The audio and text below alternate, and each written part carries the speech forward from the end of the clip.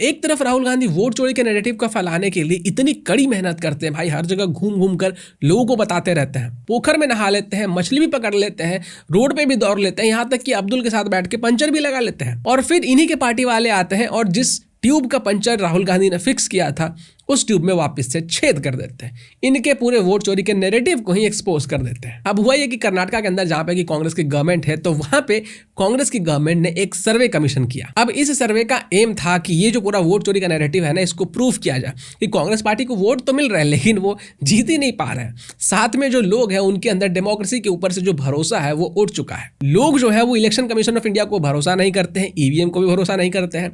तो ये इस सर्वे का एम था कि डेटा निकाला जाए कि कितने लोग क्या सोचते हैं। और इस सर्वे का टाइटल था evaluation of inline survey of knowledge, attitude and practice. अब इस सर्वे का जो रिपोर्ट था वो बनकर तैयार हो गया था अगस्त 2025 में। अब इसको कमीशन करने वाले जो व्यक्ति थे वो थे chief electoral officer V Anbu Kumar. और इस सर्वे को कंडक्ट किया था एक मैसूर के एनजीओ ने, जिसका की नाम है ग्राम, यानी कि grass root research and advocacy movement. अब ये survey Karnataka monitoring and evaluation authority के अंडर आता है। अब इस सर्वे के अंदर 5000 से ज्यादा लोगों के सैंपल लिए गए जो कि अलग अलग एरियाज थे, जैसे कि बेंगलुरु से थे, मैसूर से थे, कालाबुर्गी से थे, बेलगावी से थे। इस सर्वे को कंडक्ट किया गया अलग अलग क्लास के लोगों से, अलग अलग जेंडर के लोगों से, अलग अलग एज के लोगों से, यहाँ तक कि अलग अलग सोशल कैटेगरी के लोगों को भी कवर किया गया था। अब ऐसा करने के पीछे आइडिया ये था कि इंडिया का एक माइक्रोकॉस्म बनाया जा सके, मतलब कि एक मिनी इंडिया बनाया जा सके जिसमें अलग अलग तरीके के लोग हैं, जेंडर के हैं, एज के हैं, कास्ट के हैं, क्लास के हैं। अब चीजें मजेदार तब हो जाती हैं जब इस सर्वे का रिपोर्ट आता है। इस सर्वे के बाद जो डेटा आया वो बताता है कि 83.61% लोग डेमोक्रेसी के ऊपर भरोसा करते हैं। 83.61% लोग ये मानते हैं कि ईवीएम से जो रिजल्ट आता है वो एक्यूरेट होता है। और सबसे बड़ी आयरनी तो तब हो गई जब पता चला कि कालाबुर्गी रीजन जो कि कांग्रेस के प्रेसिडेंट मल्लिकार्जुन खड़गे का होम रीजन है,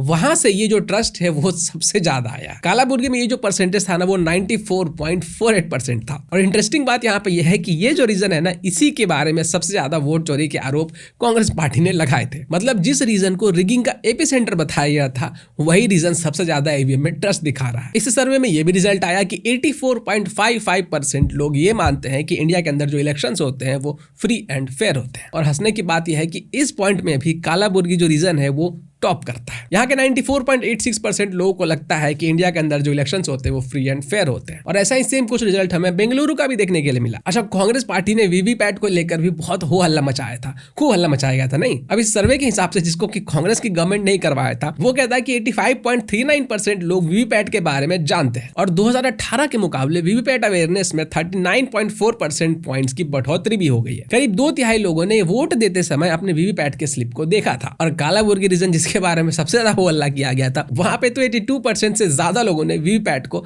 पर्सनली वेरीफाई किया था। अब इस सर्वे में जो अगला डेटा आता है वो है डेमोक्रेसी इंगेजमेंट की। 81.39% लोग मानते हैं कि उनका जो वोट है वो कीमती है, यानी कि हर एक वोट को काउंट किया जाता है। और 67.73% लोगों ने साफ तौर पर कह दिया कि वो इलेक्टोरल प्रोसेस से विड्रॉ करने का जो ख्याल है उसको रिजेक्ट करते हैं। इसके साथ साथ 63.57% लोगों ने रिपोर्ट किया कि उन्हें इलेक्शन के दौरान कोई सिक्योरिटी थ्रेट फील नहीं होता है। और 95% से ज्यादा लोगों ने कहा है कि जो पोलिंग स्टाफ होता है वो बहुत ज्यादा कोऑपरेटिव होता है। अब ये तो डेटा की बात हो गई। अब इसके बाद जो नौटंकी हुआ है ना, उसके बारे में थोड़ा सुनिए, आपको और ज्यादा हंसी आएगी। असली खेल तब शुरू होता है जब ये जो डेटा है वो पब्लिक होता है, जब पब्लिक के सामने आता है, पब्लिक इस पे बात करना शुरू करती है कि भाई तुम तो कह रहे थे कि वोट चोरी हो रहा है, तुम तो जिस रीजन के बारे में कह रहे थे कि यहाँ पे रिगिंग हो रहा है, एपिसेंटर रिगिंग का, वहां से तो सबसे ज्यादा ट्रस्ट निकल के आया है। ऊपर से ये जो सर्वे करवाया था वो तुम्हारे ही गवर्नमेंट ने करवाया था। अब कांग्रेस पार्टी को जब ये समझ में आया कि उनके बहुत बड़े वाले एल लग चुके हैं, तो उन्होंने क्या किया कि कर्नाटक गवर्नमेंट की जो वेबसाइट है ना, वहां से इस डिटेल को, इस डेटा को गायब करवा दिया। खुद इन्होंने सर्वे करवाया, खुद इन्होंने सोचा कि हम वोट चोरी प्रूफ करेंगे।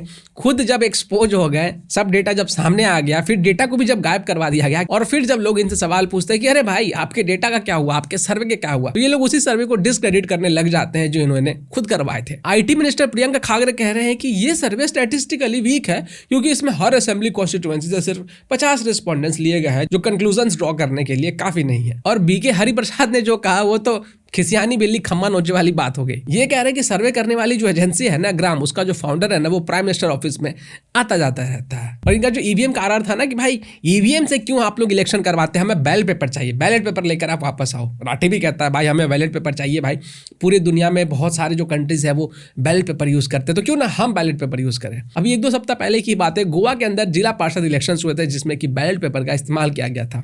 नतीजा आया कांग्रेस पार्टी हार गई। अब मुझे यह समझ नहीं आ रहा है कि ईवीएम से हारते हैं तो कहते हैं ईवीएम हैक हो गया, बैलेट पेपर से हारने के बाद ये क्या कहेंगे। तो आप लोग के लिए ये टास्क है कि आप लोग कमेंट करके बताइए कि कांग्रेस पार्टी का जो एक्सक्यूज होगा वो क्या होगा, और जो व्यक्ति सबसे बेस्ट एक्सक्यूज देगा मैं उसके कमेंट को पिन कर दूंगा।